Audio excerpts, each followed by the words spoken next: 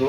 మన ముందు దేవుడి కృపను బట్టి అనేక మందిని ఉంచాడు. వాళ్ళు ఎలాగ సమయాన్ని సద్వినియోగం చేసుకున్నారు, అనేక మంది భక్తులు ఎలాగ సమయాన్ని సద్వినియోగం చేసుకొని సృష్టికర్తను మహింపరిచారో మనం చూస్తూ ఉన్నాం, నేర్చుకుంటూ ఉన్నాం. కాబట్టి ఇవాళ మన వంతు వచ్చింది, మన టైం పీరియడ్ వచ్చింది. అవునా? 1900 చిల్లర దగ్గర నుంచి 2000 చిల్లరలో మన ముగింపు ఎక్కడ దాకా ఉందో మన టైం పీరియడ్ వచ్చింది. మన టైం పీరియడ్ వచ్చినప్పుడు అబ్రహాం టైం పీరియడ్ ఇచ్చారు కదా, దావీదు కూడా ఒక టైం పీరియడ్ ఇచ్చారు, మోషేకి ఒక టైం పీరియడ్ ఇచ్చారు. ఇవాళ మన టైం పీరియడ్ వచ్చింది. మనం అనేది కూడా ఏంటో సబ్మిషన్లో విధేయత చూపించారు. చక్కగా చెప్తున్నాడు హెబ్రీయులకు రాసిన పత్రికలో, ఆ దినాల వాళ్ళు అవిధేయత చూపించి నశించిపోయినట్టుగా మీరు అవిధేయతని చూపించి నశించుకోబాకండి. విధేయతను చూపించి యెహోషువ కాలేబు ఏ రీతిగా అయితే కనాన్ అనే దాంట్లో ప్రవేశించారో మీరు కూడా విధేయత కలిగి, విధేయత మిమ్మల్ని మీరు తగ్గించుకొని, లోబడి మిమ్మల్ని మీరు ఉపేక్షించుకొని ఈ నిత్య జీవం అనే విశ్రాంతిలోనికి ప్రవేశించండి అని అంటారు. ప్రతి ఒక్కళ్ళు కూడా దాంట్లో ప్రవేశించాలని చెప్పి ఆయన కోరుకుంటామని మనందరి కొరకు ప్రాణం పెట్టాడు అనమాట.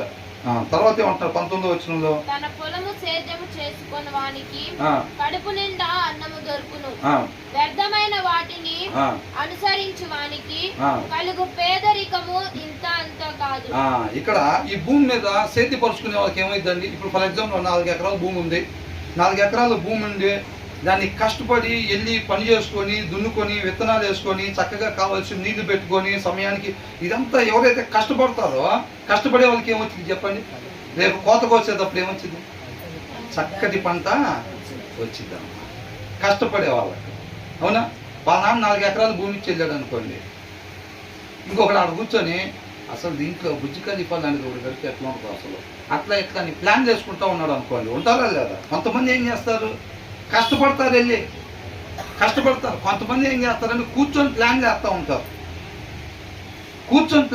ఉంటారు, అర్థమవుతుందండి? ఇక్కడ ఏమంటున్నారు, who ever works his land will have abundant food అన్నారు. బట్ దోస్ హూ చేస్ ఫ్యాంటసీస్ అంటే ఊహలో, భ్రమలో.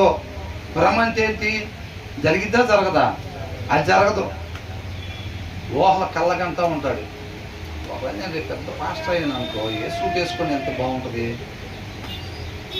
ఈయన తగిన సమయం దేవుడు పాదాల చేత గడిపేది ఉండదు, ప్రార్థనలో గడిపేది ఉండదు, ఆ సహవాసం చేసేది ఉండదు.